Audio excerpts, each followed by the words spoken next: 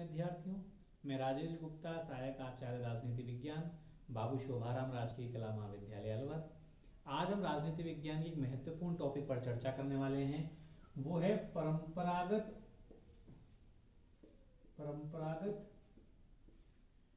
एवं आधुनिक दृष्टिकोण।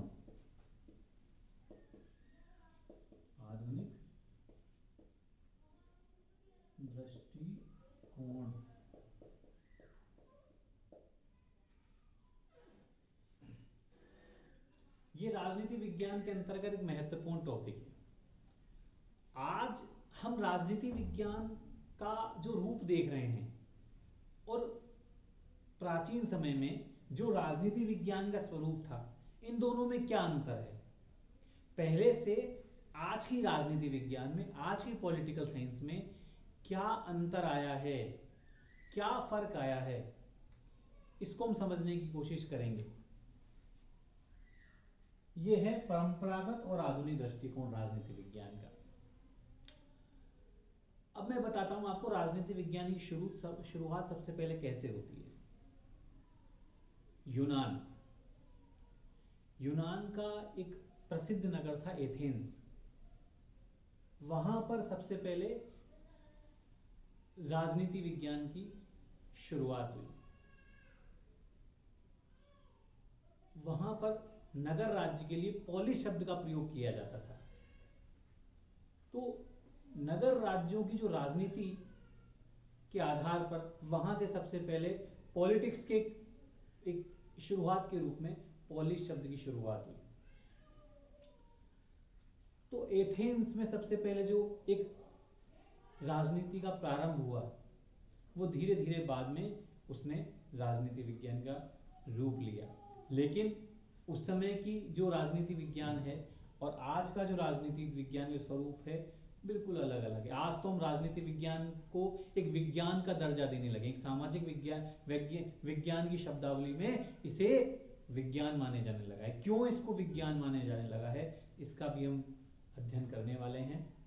तो उस समय जो राजनीति विज्ञान की शुरुआत हुई एथेंस में, उसके पीछे दो बहुत बड़े राजनीतिक वैज्ञानिक हैं, उनका योगदान रहा है। सबसे पहले प्लेटो, उसके बाद अरस्तु। अब मैं जब प्लेटो और अरस्तु के विचार आपको संक्षेप में जब बता दूं, उसके आधार पर हम जो प्राचीन जो राजनीति विज्ञान है उसकी विशेषताओं को आसानी से समझ पाएंगे। उदाहरण मैं बता रहा हूं, उसके आधार पर हम जो परंपरागत जो राजनीति विज्ञान है उसकी विशेषताओं पर आने की कोशिश करेंगे। प्लेटो यूनान के थे। प्लेटो, मैं आपको बता दूं, सुकरात के शिष्य थे। सुकरात एक बहुत बड़े विचारक रहे हैं। अपनी द्वंद्वात्मक शैली, विचार विमर्श की शैली के वो विख्यात थे। हमेशा तर्क के आधार पर वो सही निष्कर्ष पर पहुंचते थे। तो तत्कालीन जो राजा थे वहां के, उन्होंने जब कहा कि सुकरात से कि आप मेरी बात मानिए, तो सुकरात ने ये कहा कि मैं तो केवल तर्क के आधार पर सत्य के निष्कर्ष पर पहुंचता हूं। तो जब राजा के जो मनमाने जो आदेश हैं, जो निर्देश हैं, उनको सुकरात ने जब नहीं माना, तो तत्कालीन राजा ने सुकरात को जहर का प्याला देकर मार दिया। इससे सुकरात के जो शिष्य थे प्लेटो, उनके मन मस्तिष्क पर बहुत ज्यादा प्रभाव पड़ा इस बात का। और उन्होंने कहा कि जो उस समय का जो राज्य है, उस समय के जो राजा थे, वो चूंकि सत्य बोलने वाले, सच बोलने वाले लोगों को ऐसे मार रहे थे, तो उनको इस घटना के विरोध में प्लेटो ने एक आदर्श राज्य की कल्पना की। किसकी कल्पना की? आदर्श राज्य की कल्पना।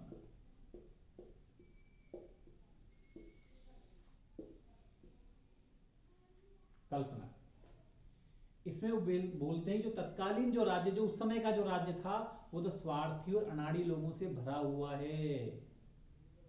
यहां सच बोलने वाले, सत्य बोलने वाले लोगों की यहां उनकी कीमत नहीं है। इनके स्थान पर एक नया आदर्श राज्य होना चाहिए। और उस आदर्श राज्य में उन्होंने कुछ विशेषताएं बताई है कि सबसे पहले उस आदर्श राज्य में जो शासक होगा वो कौन होगा? दार्शनिक राजा होगा। इस दार्शनिक राजा को प्लेटो बोलते हैं कि मैं लंबी शिक्षा प्रणाली दूंगा,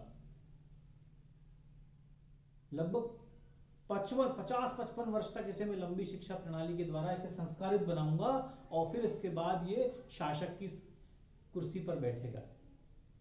और जब इसे इतनी लंबी शिक्षा प्रणाली देंगे उसके बाद इसके मन में कोई दुर्भाव नहीं होगा, ये सबके प्रति बड़ा सहिष्णु होगा, बहुत सही कार्य करेगा, सत्यम शिवम सुंदरम का एक ज्ञाता होगा, ऐसा प्लेटो मानता है।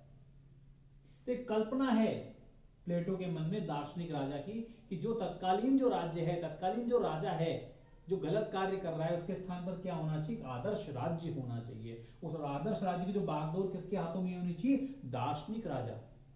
और दार्शनिक राजा को क्या दे रहा है वो, सबसे पहले वे लंबी शिक्षा प्रणाली।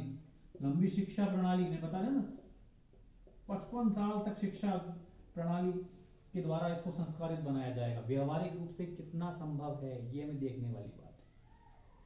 फिर वो दार्शनिक राजा के लिए ये भी बोलता है कि इस दार्शनिक राजा को परिवार भी नहीं होगा, इसको निजी परिवार बनाने की अनुमति नहीं होगी,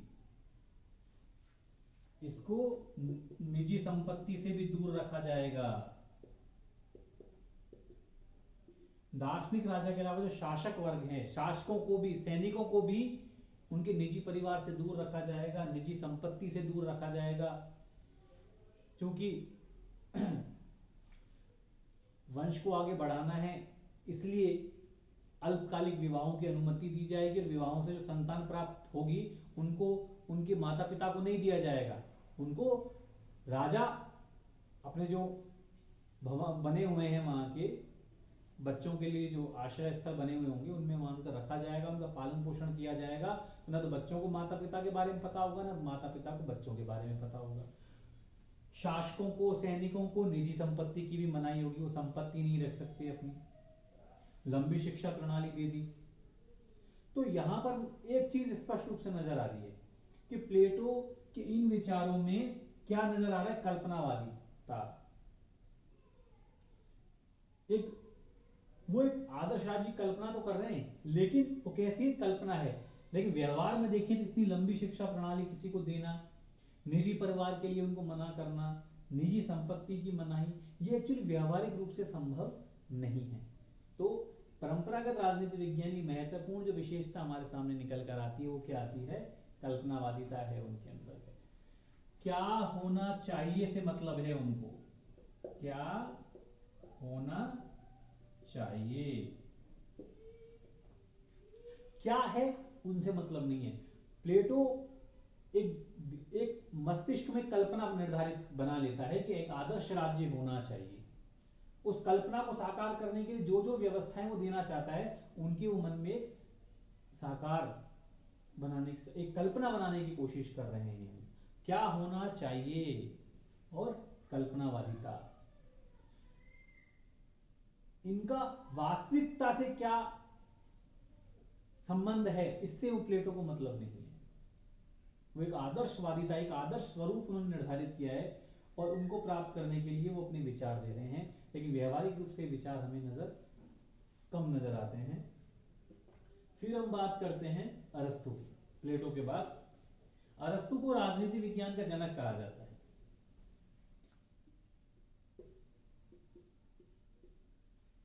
प्लेटो को नहीं कहते क्योंकि प्लेटो ने राजनीति विज्ञान के साथ साथ कई अन्य विषयों को भी पढ़ा, समझा, लिखा उन पर, लेकिन अरस्तु ने केवल राजनीति विज्ञान पर अपने ध्यान केंद्रित किया। अरस्तु की सबसे खास बात यह है कि उस समय की मैं परिदृश्य की बात करूं तो अरस्तु ने 158 देशों के संविधानों का तुलनात्मक अध्ययन किया।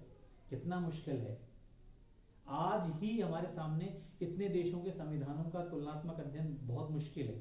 तो उस समय उनके द्वारा 158 देशों के संविधानों का तुलनात्मक अध्ययन करना और फिर अपने निष्कर्ष निकालना बहुत बड़ी बात है। विधि की शासन की हम यदि बात करें, संविधानवाद की भी हम बात करें, राजनीति विज्ञान को सर्वोच्च विज्ञान की जो संज्ञा दी है वो अरस्तु महोदय ने दी है।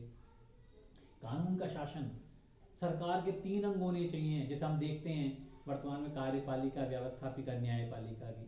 सबसे पहले इसकी जो संकल्पना कौन प्रस्तुत करते हैं, अरस्तु महोदय। प्रस्तुत कर। तुलनात्मक पद्धति, 158 देशों के संविधानों का तुलनात्मक अध्ययन करके फिर अपने निष्कर्ष देना। ये सभी जो विचार हैं, तथ्य हैं, किससे जुड़े? अरस्तु से। इसीलिए अरस्तु को राजनीति विज्ञान का जनक कहा जाता है। अरस्तु के हम कुछ विचार देखें तो हमें उसमें वैज्ञानिकता नजर आती है, लेकिन कुछ विचारों में भी कहीं न कहीं एक कल्पनावादिता जुड़ी हुई है। उस समय की जो तत्कालीन जो समाज में जो विचार चल रहे थे, उन्होंने उनका समर्थन भी किया है अरस्तु ने। उदाहरण के लिए अरस्तु दासता का समर्थन करते हैं। किसका समर्थन करते हैं? दासता। जबकि आज के जमाने में हम दासता का समर्थन नहीं कर सकते, वर्जित है। इसके अलावा आज हम भारत की बात करें तो यहाँ पर जन्म से नागरिकता मिल जाती है, लेकिन अरस्तु कहता है कि मैं यूनान की जो नागरिकता जन्म से नहीं देना चाहता। कुछ गिने चुने पढ़े लिखे जो लोग हैं, जो यूनानी हैं, उनको नागरिकता देता है। बच्चों को, बूढ़ों को, महिलाओं को,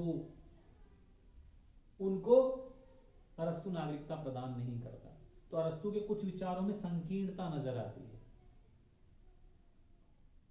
तो कहीं न कहीं प्लेटो और अरस्तु के जब विचारों को देखते हैं तो सबसे पहले राजनीति विज्ञान की शुरुआत इनके विचारों से होती है। लेकिन इन दोनों के जब हम विचारों को अच्छी तरीके से समझने की कोशिश करते हैं तो मैंने कहा कुछ विशेषताएं निकल कर आ रही हैं जो परंपरागत राजनीति विज्ञान की विशेषता को बताती हैं। कल्पनावादिता,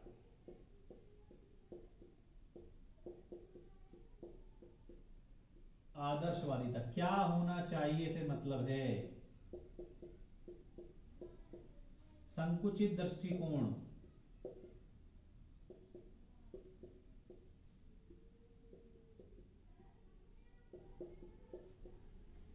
यथार्थवादी नहीं,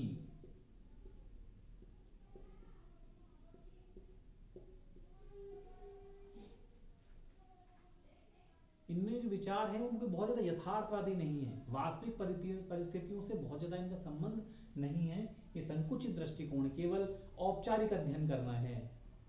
आज के समय में यदि हम राजनीति विज्ञान की बात करें तो वो यथार्थवादी है। कोई घटना कैसे हो रही है उसके अंदर तक जाना, वास्तव में उस घटना के होने के क्या क्या कारण हैं, प्रत्यक्ष अवलोकन करना, शोध और सिद्धांत में शोध के आधार पर ही सिद्धांत बनाने हैं।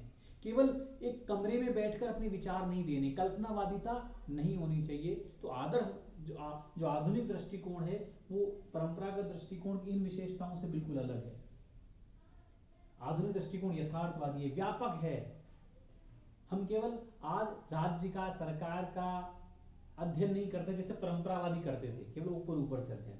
आज बहुत बारीकी से अध्ययन किया जाने वाला, राजनीतिक दल, दबाव समूह, गैर सरकारी जो संगठन हैं और भी वे समूह जो राजनीति को प्रभावित करते हैं।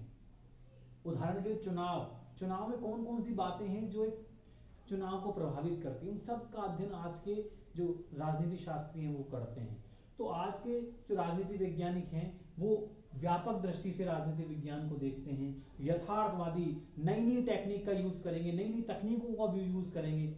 आज का आंकड़े एकत्रित किए जाएंगे, वैज्ञानिक पद्धति, समाज वैज्ञानिक पद्धति, अंतःशास्त्रीय दृष्टिकोण। क्या है अंतःशास्त्रीय दृष्टिकोण? मैं आपको बताऊंगा। सभी समाज विज्ञान के जितने भी विषय हैं उनका मिलजुल कर अध्ययन होना चाहिए और इसको विस्तृत से बताऊंगा, टॉपिक भी है अपने। और आधुनिक जो दृष्टिकोण है उनका कल्पनावादिता से मतलब नहीं है। जो परंपरावादी हैं वो कल्पनावादिता से, आदर्शवादिता से मतलब है, तात्पर्य है मूल्यों पर ज्यादा जोर देते हैं, मूल्यों पर ज्यादा बल। मूल्यों का यहां मतलब है विचार, अपनी सोच, तथ्य पर कम बल है। फैक्ट नहीं है परंपरावादियों में, तथ्य पर आपको कम बल मिलेगा, अपने विचार ज्यादा मिलेंगे। प्लेटो ने जो विचार देखी है इसमें फैक्चुअलिटी कम है, यथार्थवादिता कम है। अपने विचार, अपनी सोच को उन्होंने सामने रखने की कोशिश की है। उनके दिमाग में ऐसी सोच है कि मैं ऐसा आदर्श राज्य होना चाहिए, उसके अनुरूप उन्होंने व्यवस्था को सामने रखा है। मूल्य मतलब विचार, अपनी सोच, अपनी संस्कृति, वो क्या सोचते हैं। तो यहाँ परंपरागत दृष्टिकोण के अंतर्गत मूल्यों पर ज्यादा बल है, तथ्यों पर कम है। जबकि आधुनिक दृष्टिकोण की बात करें तो यहाँ तथ्य परक बनाने की कोशिश की जाती है, या अनुभववाद पर ज्यादा बल दिया जाता है आधुनिक दृष्टिकोण में। आधुनिक दृष्टिकोण यथार्थवादी है, व्यवहारवादी है, व्यापक दृष्टिकोण रखता है। तो कहीं न कहीं परंपरागत और आधुनिक दृष्टिकोण दोनों में कुछ फर्क है। परंपरागत दृष्टिकोण की टेक्निक अलग है। जो पुराने जो दृष्टिकोण के समर्थक विचारक थे वो दार्शनिक तरीके से अपने विचार लिखते थे, ऐतिहासिक रूप से जो उनको उदाहरण मिले उनके आधार पर अपने विचार लिखने की कोशिश करते थे। आधुनिक दृष्टिकोण के हम विचारकों की बात करें तो नई नई तकनीक, वैज्ञानिक पद्धति, आंकड़े एकत्रित करना, इसके अलावा समाज वैज्ञानिक पद्धति और भी जो नई नई जो तकनीक आ रही हैं उन सब का प्रयोग करके वो अपने राजनीति विज्ञान को परिष्कृत बनाने की कोशिश करते हैं।